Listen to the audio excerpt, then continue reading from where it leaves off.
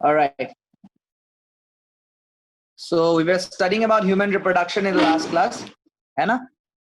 और कोई कह रहा है मैं 1 मिनट में स्टार्ट कर रहा हूँ. इफ आई सी कोई स्टूडेंट और ज्वाइन कर रहा है तो, right.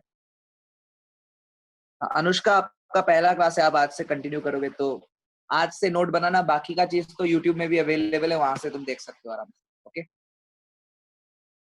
And please use the chat box for asking your questions. जिनको जो नए बच्चे उनके लिए मैं बता रहा हूँ.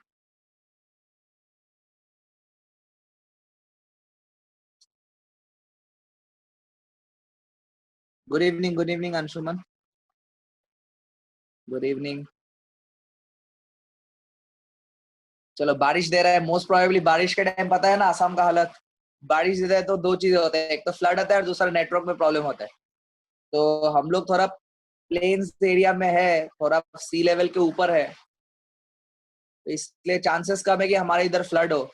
लेकिन एक बात तो तय है कि भाई, क्या तय है, नेटवर्क इधर उधर हो सकता है. हाँ, तो थोड़ा एडजस्ट करना. अभी तक तो ठीक चल रहा है, प्रे करो ठीक ही चले. Anyway, so let's start. Last class we were talking about the structure of sperm, right? Please take out your pen and copy and start writing. क्या हो रहा है? रुको रुको, स्क्रीन में प्रॉब्लम आ रहा है क्या?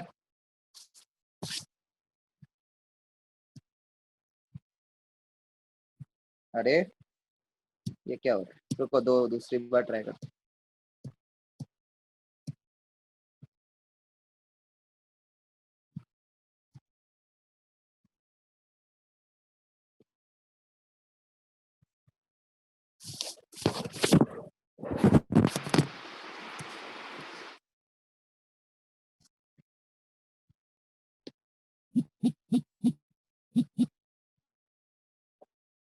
वॉइस वगैरह ठीक है?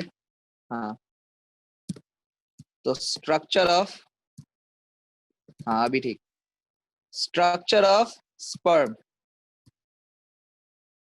ओके. हम लोगों ने देख लिया था स्पर्म के पास हेड है, नेक है, मिडिल पीस है, टेल है. We have studied everything there. Head में क्या जरूरी है? हेड के ऊपर एक कैप लाइक स्ट्रक्चर होता था, उसको एक्रोसोम कहते थे.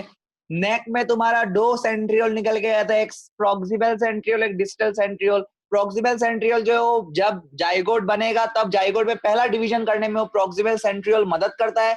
और जो डिस्टल सेंट्रियोल है, टेल का एक्सियल फिलामेंट बनाता है, कल के क्लास में बता चुका हूँ. मिडिल पीस में मैंने बताया था कि वहां पे न्यूमरस 25 to 30 स्पाइरली अरेंज्ड, सीरी के जैसा अरेंज, सांप के जैसा, सांप जैसा चलता है वैसा स्पाइरली अरेंज्ड माइटोकॉन्ड्रिया होता है. और वो माइटोकॉन्ड्रिया जो है स्पर्म के मूवमेंट में जो एनर्जी चाहिए होगा, उस एनर्जी को प्रोवाइड करने में माइटोकॉन्ड्रिया रोल प्ले करेगा, राइट? तो ये सब बातें हम लोग कल कर चुके हैं. It's nothing new for us, we have done this yesterday.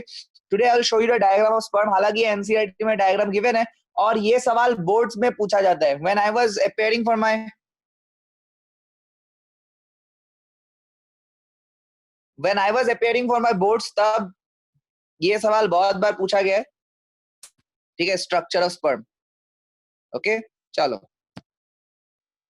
Simple सा डायग्राम है. मैं थोड़ा ऐसा बना लेता हूँ इसको, शायद स्पेस मुझे मिल जाए. ओके.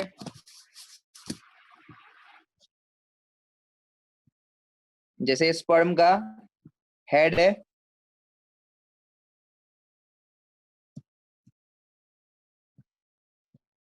स्पर्म का हेड है, ये स्पर्म का नेक हो गया. ओके. नेक के बाद this is the middle piece and this is the long tail. Okay, basically this is the head portion. Labelling कर लेना. हेड ये हो गया बच्चों neck. This is the middle piece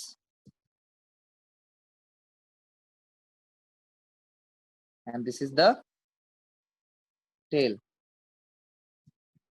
All right, this is the tail, right? This is the tail. Now head has got एक बड़ा सा elongated सा nucleus. Let me shade it for you. This is the nucleus. Okay, this is the nucleus.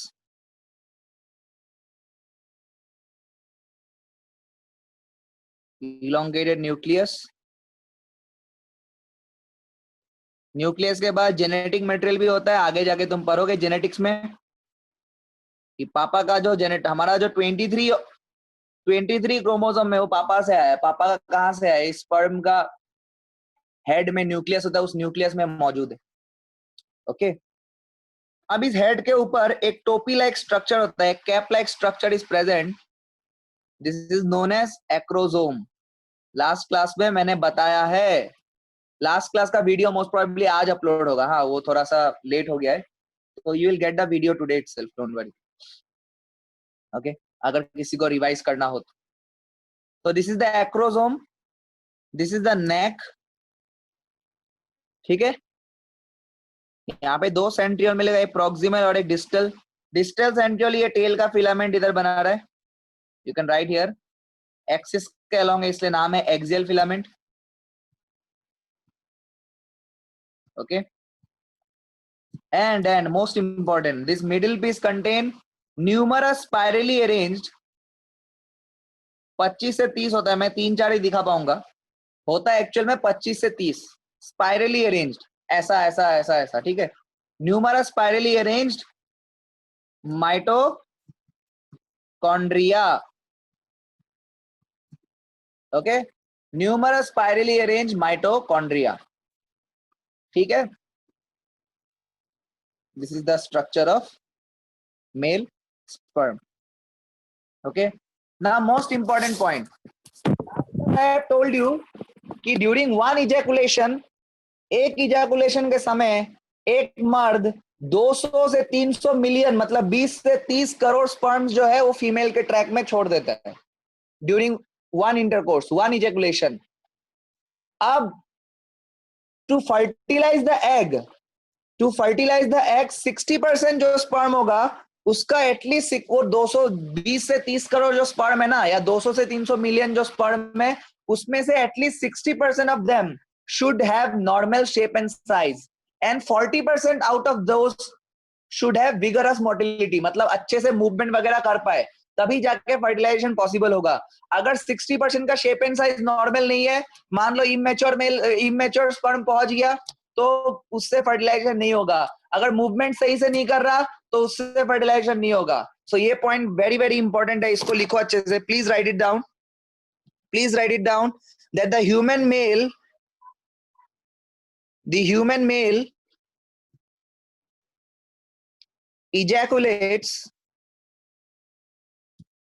ejaculates semen in female tract, ठीक है। और इसी सीमेन में कितना सीमेन करता है? 2 to 3 ml, मैंने लास्ट क्लास में बोला था। एंड इसी 2 to 3 ml में there are around 200 to 300 million sperms, मतलब 20 से 30 crore sperms. Okay, 200 to 300 million sperms. Okay, now this point is star mark देके लिखो, for fertility, for normal fertility मतलब फर्टिलाइजेशन होने का औकात होने के लिए, एग को फ्यूज करने के लिए, एग के पास पहुंचने के लिए, ठीक है, कैसे भी बोल लो, कैसे भी बोल लो, कुछ फर्क नहीं पड़ता। फॉर नॉर्मल फर्टिलिटी क्या होगा, नेक्स्ट पेज में लिख रहा हूं, at least 60% of the sperms must have क्या, नॉर्मल शेप एंड साइज, मतलब मॉर्फोलॉजी सही होना है उसका, शेप साइज सही होना है उसका, आकृति सेम होना है, ऐसा नहीं है सर टूटा फूटा है, एक्रोसोम बना नहीं सही से, नेक वेल डेवलप नहीं है, मिडिल पीस सही से नहीं है, मिडिल पीस में मान लो सिर्फ 5-6 माइटोकॉन्ड्रिया, ये सब हो गया मॉर्फोलॉजिकल डिफेक्ट्स, ये सब नहीं होना है। अच्छे से पूरा जो मैंने डायग्राम बनाया था ना अभी थोड़े टाइम पहले, वैसा ही स्पर्म होना पड़ेगा। So normal shape and size and at least 40%, 60% का नॉर्मल शेप एंड साइज होना पड़ेगा, और एटलीस्ट 40% का कैसा होना पड़ेगा, must show vigorous motility. Vigorous motility का मतलब मूवमेंट बहुत ही सही से दिखा पाए, ऐसा नहीं धीरे धीरे चल रहा है। 1.5 to 3 मिलीमीटर पर मिनट के स्पीड से मूवमेंट होना ही पड़ेगा, कम हुआ तो फिर फर्टिलाइजेशन नहीं होगा, ठीक है।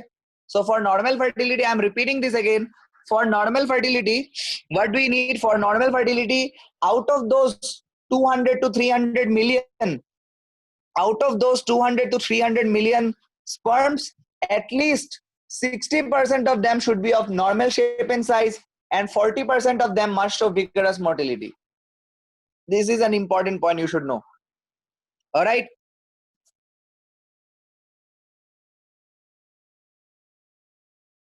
कौन सा वाला?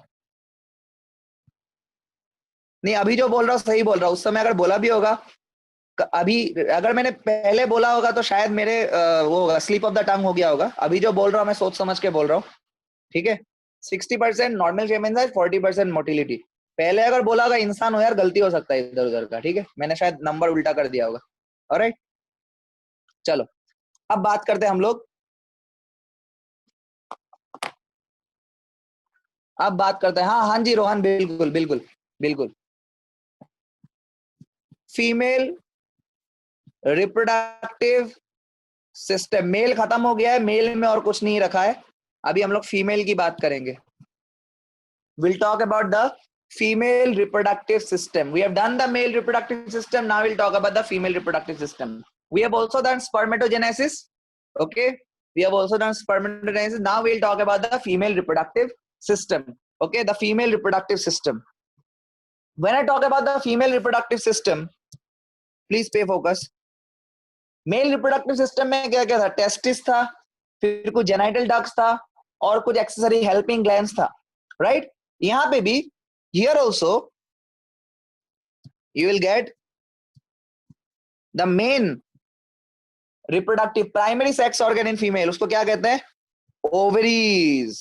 and ovaries क्या होता है? पेड़ में होता है, दो, 2 ovaries. difference of ovaries with the testis is extra abdominal. Testis जो होता है बच्चों, वो एब्डोमेन के बाहर होता है, पेट के बाहर, स्क्रोटम में, स्क्रोटम पेट के अंदर हो, पेट के बाहर है, एक्स्ट्रा एब्डोमिनल। लेकिन ओवरीज जो होता है वो एब्डोमेन के अंदर होता है, इट इज एब्डोमिनल, पेट के अंदर होता है ओवरी, ठीक है। अच्छा, दूसरा, कुछ ट्यूब सिस्टम होते हैं जैसे ओविडक्ट, जिसको हम लोग फेलोपियन ट्यूब भी बोलते हैं। ये ओवरी का एक तरीके से कनेक्शन है यूट्रस के साथ। ओवरी जब अंडा बना के छोड़ेगा, वो फेलोपियन ट्यूब के थ्रू ही वो यूट्रस, मतलब कि अल्टीमेटली फेलोपियन ट्यूब में रहेगा, फिर लास्ट में जाकर के जब फर्टिलाइजेशन होगा फिर वो यूट्रस में पहुंचेगा। मैं डायग्राम बनाऊंगा तो और क्लियर हो जाएगा, डोंट वरी, थोड़ा सा रुक जाओ, थोड़ा सा। इसको क्या कहते हैं? जैसे ह्यूमन मेल में होता था ना अलग अलग ट्यूब्स, वास डिफरेंस, एपिडिडाइमिस, वासा डिफरेंशिया, हम लोग ने पढ़ा है अलग अलग ट्यूब्स के नाम। तो यहाँ पे जो फीमेल में होता है ना, फीमेल वाले ट्यूब, फीमेल में भी बहुत सारे ट्यूब्स है। One of this is oviduct या फिर फेलोपियन ट्यूब। ओके, ओविडक्ट बोलो, फेलोपियन ट्यूब बोलो, सेम बात। ओके, और भी होता है कुछ कुछ ट्यूब, जैसे कि इसके अलावा और क्या क्या होता है फीमेल रिप्रोडक्टिव ट्रैक्ट में, लिखो, यूट्रस, यूट्रस को वूम कहते हैं, बच्चादानी, इसी में बच्चे का डेवलपमेंट होता है।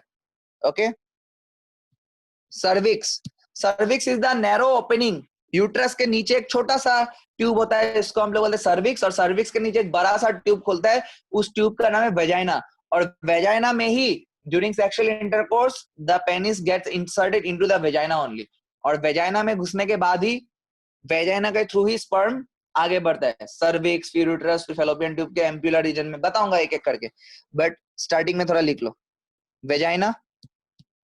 ओके, और फीमेल का जो एक्सटर्नल जेनिटलिया होता है,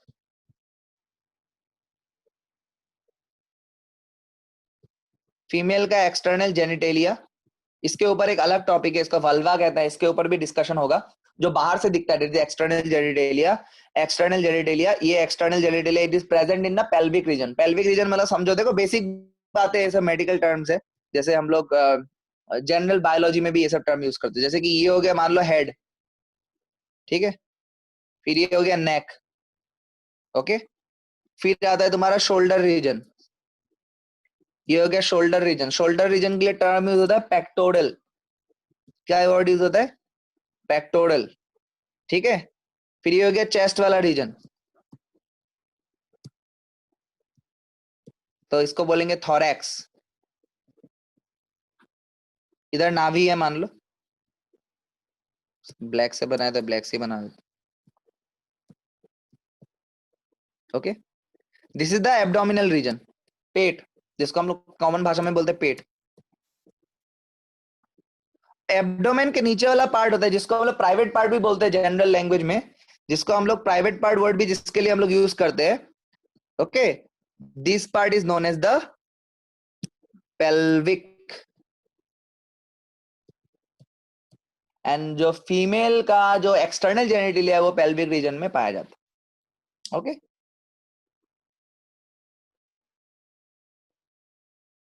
ठीक है, ग्राफ डायग्राम बना के दिखा रहा हूं। जैसे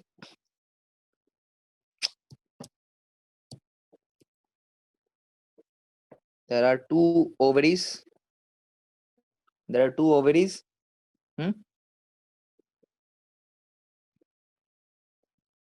ऐसे कुछ फिंगर लाइक प्रोजेक्शंस होते हैं,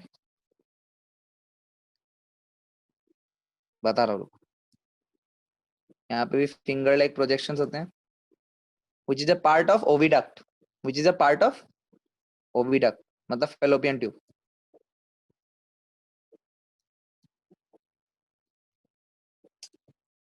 ठीक है, ओके। नहीं, सिर्फ और सिर्फ ओवरी, तुम बेसिक क्लियर नहीं है क्या तुम्हारा कब का? ओवरीज प्राइमरी सेक्स ऑर्गन है, जो अंडा बनाएगा वो प्राइमरी सेक्स ऑर्गन है, बाकी सब सेकेंडरी। टेस्टिस पढ़ाते वक्त भी बोला था यार मैंने, प्राइमरी सिर्फ उसी को बोलता है जो जो ओवम बनाता है, ओवम सिर्फ ओवरी बनाता है, बाकी कोई नहीं बनाता, बाकी सब सेकेंडरी में आ जाएगा। स्टार्टिंग में ही तो बोला था, ध्यान से सुनो यार। देखो, ये हो गया दोनों ओवरीज। ओके, ये जो फिंगर लाइक प्रोजेक्शन दिख रहा है तुमको, फेलोपियन ट्यूब का हिस्सा, ये पूरा का पूरा फेलोपियन ट्यूब है। This is the fallopian tube या ओविडक्ट बोलो, ठीक है। ये फिंगर लाइक प्रोजेक्शन के लिए टर्म होता है फिम्ब्री, ठीक है, ओवरी को ऐसा पकड़ के रखता है। ओके, फिर ये जो हो गया पूरा का पूरा स्ट्रक्चर, ये वाला मैं नेक्स्ट पेज में बना रहा हूँ, ये वाला स्ट्रक्चर को मैं नेक्स्ट पेज में बना रहा हूँ, ध्यान से देखो। इधर फेलोपियन ट्यूब निकल रहा, मैं और नहीं बना रहा, समझ जाना। दिस इज एक्चुअली यूट्रस, ठीक है। ये मान लो यूट्रस का कैविटी है जहां पे बच्चा भरा होगा।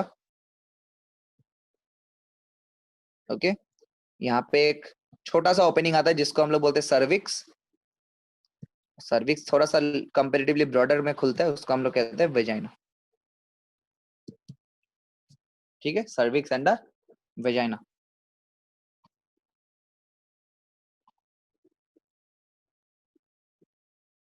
ओके, अब क्या ह्यूमन, देखो मैंने ट्यूब्स के बारे में बता दिया, मैंने तुम्हारा प्राइमरी सेक्स ऑर्गन के बारे में बता दिया। क्या क्या फीमेल के पास कोई एक्सेसरी ग्लैंड है? तो हाँ बिल्कुल है, उस एक्सेसरी ग्लैंड का नाम है मेमरी ग्लैंड, जिसको हम लोग कॉमन भाषा में ब्रेस्ट कहते हैं, जिससे बच्चे को माँ दूध पिलाती है, ठीक है। This is the helping gland, this is the accessory gland. Pregnancy के बाद जो बच्चा पैदा होगा उसमें एक ग्लैंड सिस्टम भी आता है, यहाँ पे मेमोरी ग्लैंड बोलते हैं उसको, वो मिल्क सिक्रेटिंग ग्लैंड होता है, ठीक है। मैं लिखा रहा हूँ, एक सेकंड रुक जाओ, वाटर बोतल ले लेता हूँ एक second.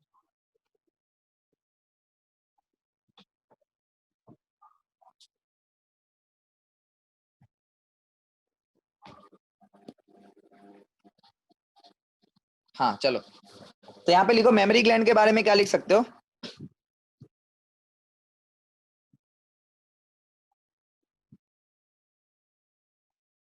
The parts of the above parts लिखो, ठीक है, तब अच्छा समझ में, मतलब कि जो मैंने अभी तक बोला, ओवरीज, फेलोपियन ट्यूब, जो भी बोला, ठीक है। The above parts mentioned, okay, of the system, मतलब female reproductive system, along with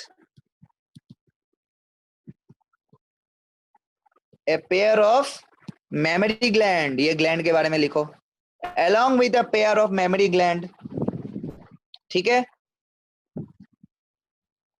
carry out the entire processes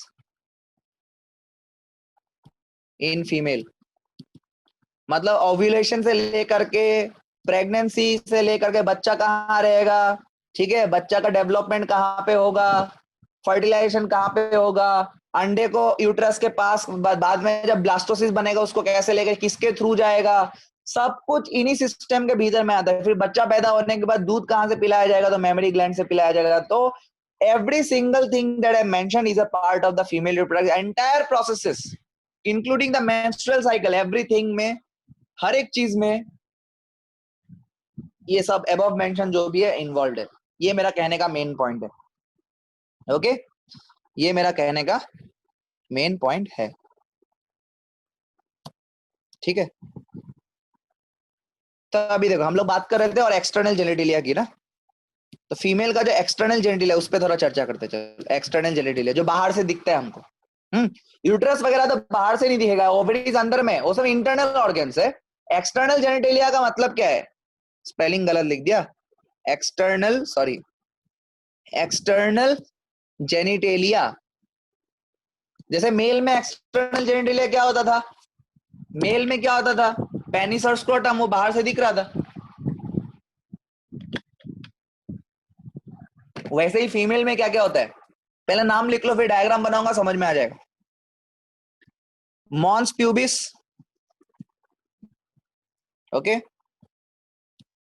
लेबिया majora, upper lip lower lip ऐसा होता है. ठीक है, पहले नाम लिखो, डायग्राम बनाऊंगा समझ में आ जाएगा, लिखा भी दूंगा कौन सा क्या होता है.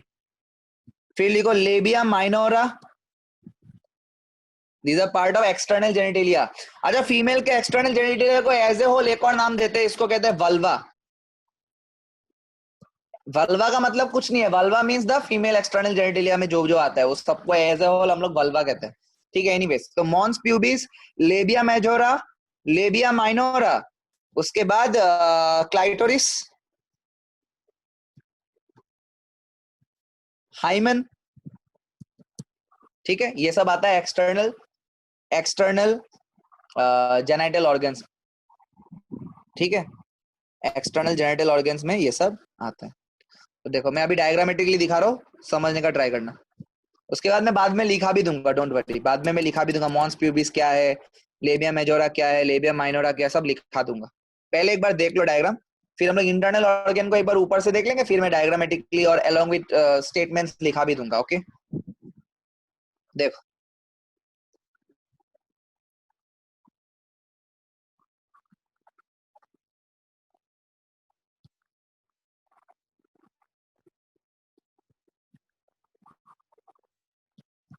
ऑलराइट.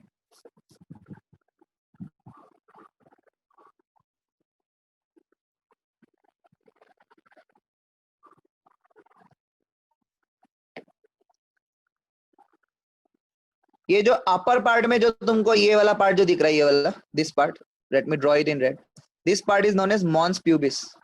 टफ टिश्यू जैसा होता है, मॉन्स प्यूबिस.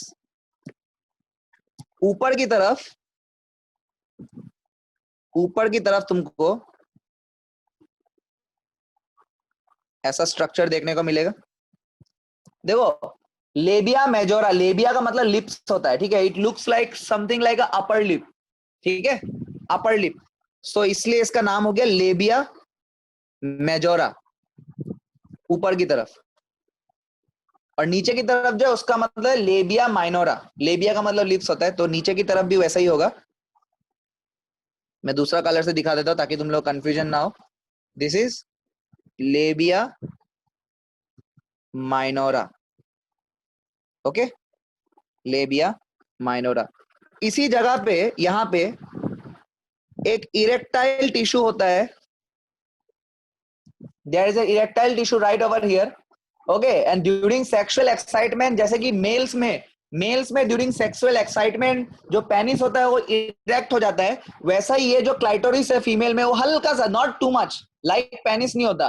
पेनिस तो एनलार्ज होकर बहुत ज्यादा साइज में डिफरेंस आ जाता है, लेकिन clitoris little bit, it is also an erectile tissue. While sexual excitement clitoris also हल्का सा वो इरेक्ट हो जाता है. ठीक है, इसलिए कभी कभार पूछता है कि मेल में अगर मेल में अगर पेनिस है तो उसके उसके जैसा कोई एनालोगस ऑर्गन फीमेल में मिलता है क्या? तो हम लोग का जवाब होता है क्लाइटोरिस। बहुत लोग गलती से जवाब देते हैं वजाइना। वो लोग सोचते हैं कि मेल का कॉपुलेटरी ऑर्गन है पेनिस, तो कॉपुलेटरी ऑर्गन का नाम वेजाइना हो जाएगा। तो नीट में जब सवाल पूछता है तो बहुत लोग गलती करके आ जाते हैं। तो क्लिटोरिस होता है। क्यों क्लिटोरिस होता है? बिकॉज क्लिटोरिस भी सेक्सुअल एक्साइटमेंट के टाइम में वो थोड़ा सा साइज में बड़ा हो जाता है। तो एनालोगस मतलब फंक्शनली ये लोग दोनों हल्का सा सेम है। समझ में आ रहा है? This is known as clitoris. ठीक है। और यहाँ पे जो इधर जो केनल मिलेगा, दिस इज जहां से पेनिस घुसेगा, this is vagina, this is vagina. और ऊपर में मैंने बोला था कि मर्दों में कॉमन ओपनिंग होता है for urine and sperm. Female में अलग अलग ओपनिंग होता है। फीमेल का एक ओपनिंग वेजाइना जिससे स्पर्म जाता है, और दूसरा ओपनिंग है तुम्हारा यूरेथ्रा जिससे यूरिन निकलेगा। अलग अलग ओपनिंग होता है फीमेल में। ठीक है। Urethra is not meant for sexual intercourse and vagina is not meant for urination. अलग अलग रास्ता है। ठीक है। हाँ, और इधर तो एनस होगा। This is the anus. Anus is not part of reproductive system. It is a part of digestive system. Okay, digestive system का पार्ट है। ठीक है। सो ये एक रफ डायग्राम है फीमेल एक्सटर्नल जेनिटेलिया का। बाद में मैं लिखा भी दूंगा what is mons pubis, what is labia, statement wise लिखा दूंगा ताकि तुम लोगों को और बातें समझ में आए। ठीक है। अभी मैं थोड़ा सा इंटरनल पे बात करता हूँ, एक्सटर्नल में बाद में वापस से मैं तुम लोगों को लिखाऊंगा, डोंट वरी अबाउट। ठीक है। ऑलराइट, आगे बढ़ते। चलो, तो इंटरनल जेनाइटल ऑर्गन्स जो हमको अंदर, जो फीमेल के बॉडी के अंदर है, पेट के अंदर, ठीक है, एब्डोमिनल रीजन में, ओके, पेल्विक के थोड़ा सा ऊपर, ये सब जगह में जो मिलता है इनको हम लोग इंटरनल जेनाइटल ऑर्गन्स बोलेंगे। इसमें क्या क्या आएगा? जो मेन ऑर्गन है क्या है? वो ओवरी। दो मिलता है तो pair of ovaries. Fallopian tube भी कितना थोड़ा टाइम पहले डायग्राम बनाया था यार। फेलोपियन ट्यूब भी दो ओवरी को दो फेलोपियन ट्यूब होल्ड कर रहा था। तो two pair of fallopian tube या oviduct, pair of fallopian tube बोलो, अलग अलग नाम है इसका। हाँ, मैं बता देता हूँ। इसको फेलोपियन ट्यूब बोलो, चाहे इसको ओविडक्ट बोलो, चाहे इसको यूटेराइन ट्यूब बोलो।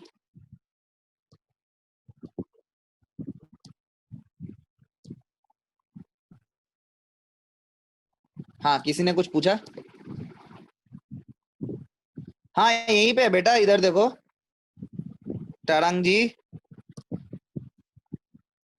बनाना है बना लो, अलग कलर से दिखा दो। वेजाइनल ओपनिंग के ऊपर होता है। ड्यूरिंग फर्स्ट इंटरकोर्स ये यूजुअली टूट जाता है, हाइमेन जो है।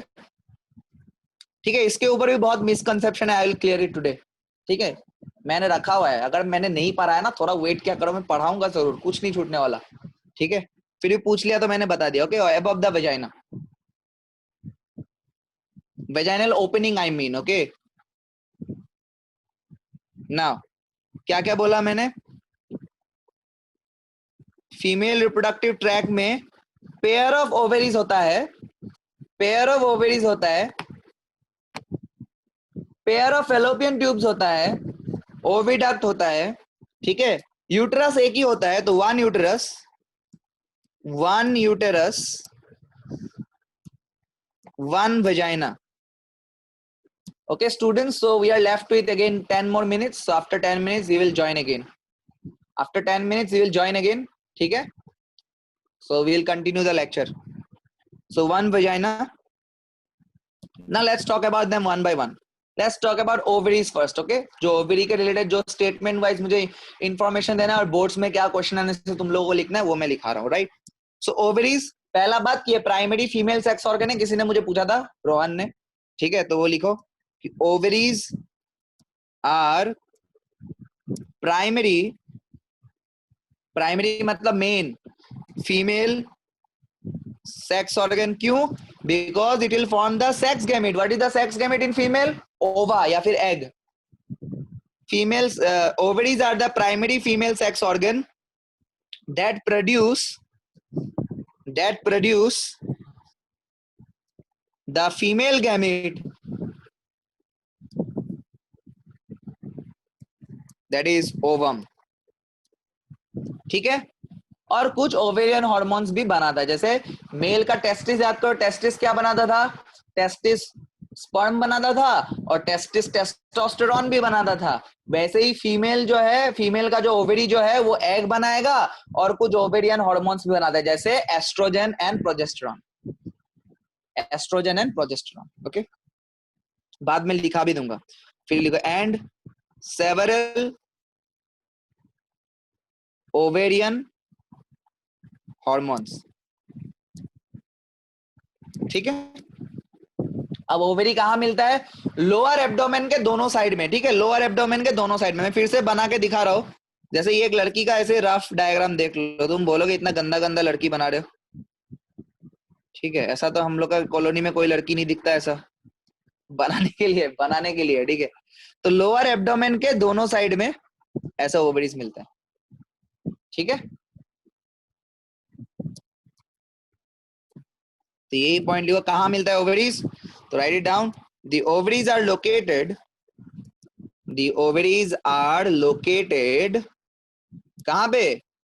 One on each side of lower abdomen, पेट के नीचे की तरफ साइड में, ठीक है। एक राइट साइड में, एक लेफ्ट साइड में, ठीक है। और बेसिक बातें लिख लो, इससे सवाल मुझे नहीं लगता आएगा, बट स्टिल लिख लो कि ओवरी का लेंथ जो है, टेस्टिस का लिखा है था लेंथ ब्रेथ, इसका भी लिख लो कि ओवरी का कितना लेंथ होता है। Each ovary is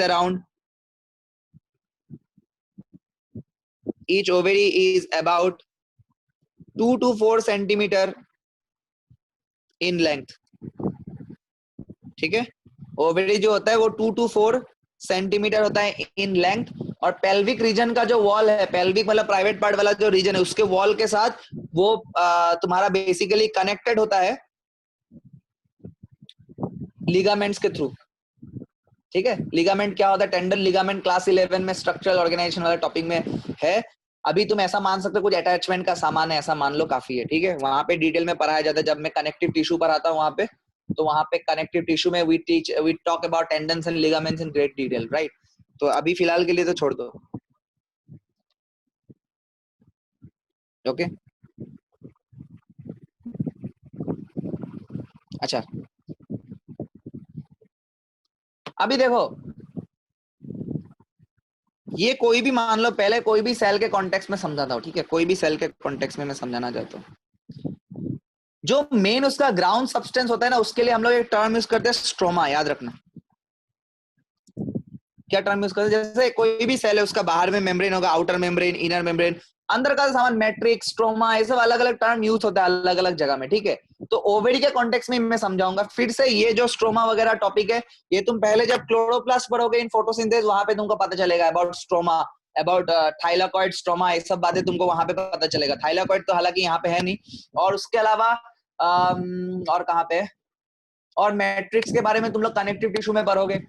Yes, connective tissue में we'll talk about matrix, but here we'll talk in context with ovary, okay?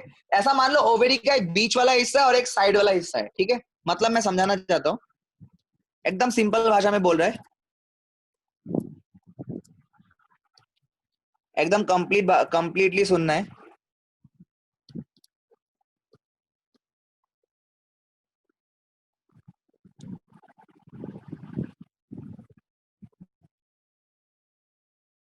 कि जैसे जैसे जैसे जैसे जैसे जैसे जैसे जैसे यहाँ पे मान लो ये जो बीच वाला हिस्सा है, इधर इसके लिए हम लोग बोल देंगे अंदर का पोर्शन मान लो, ठीक है, मेड्यूला।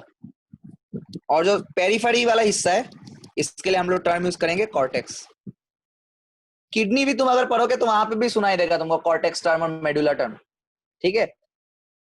तो अभी के लिए बस ये जान के रखो, पेरिफेरल रीजन को हम लोग ओवरी का जो स्ट्रोमा है, जो ग्राउंड सब्सटेंस है या मैट्रिक्स, कुछ भी बोलो, तो उसका जो तुम्हारा पेरिफेरी के तरफ जो हिस्सा है, साइड्स के तरफ, पेरिफेरी मतलब बाउंड्री के तरफ, उसके लिए क्या टर्म यूज करते हो? Ovarian cortex. और जो बीच वाला हिस्सा है उसके लिए टर्म यूज करते हैं ओवेरियन मेडुला, ठीक है। दीज आर जस्ट टर्मिनोलॉजीज,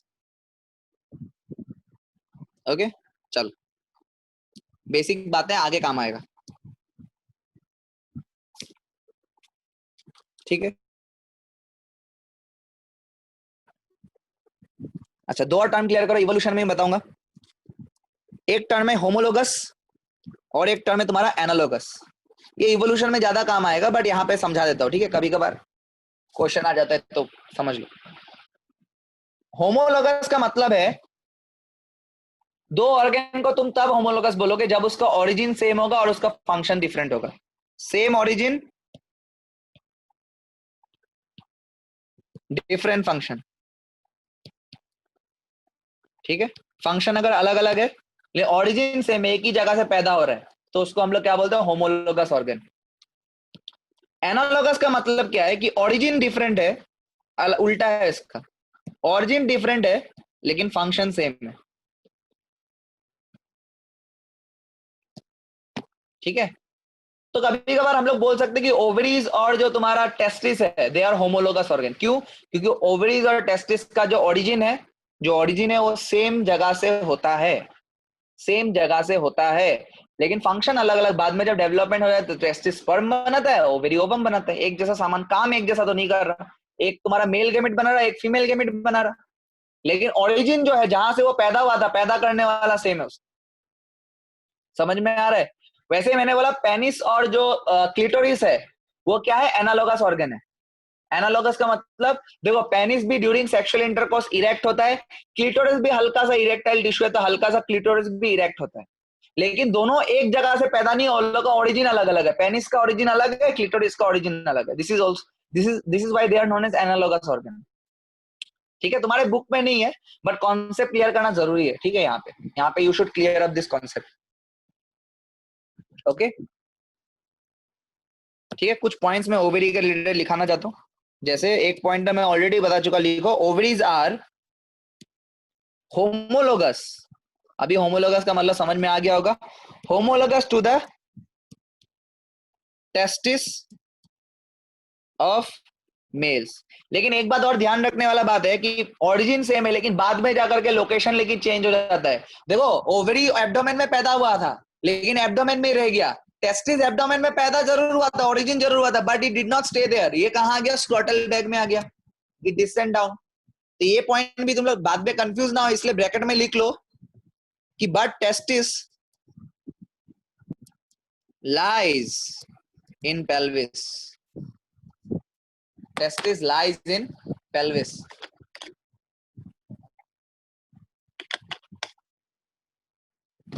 ठीक है? टेस्टिस लाइज इन द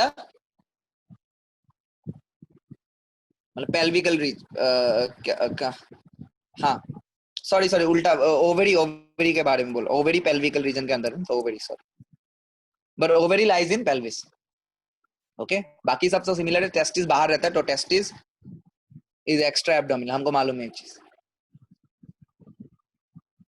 ठीक है? ये पेल्विक रीजन एब्डोमेन के अंदर है, ठीक है? लोअर एब्डोमेन में एकदम पेल्विक रीजन के पास, इसलिए मैंने पेल्विस ही लिख दिया। और लेकिन जो टेस्टिस होता है वो एक्स्ट्रा एब्डोमिनल होता है, ठीक है? ये डिफरेंस जरूर ध्यान रखना, ऑलराइट?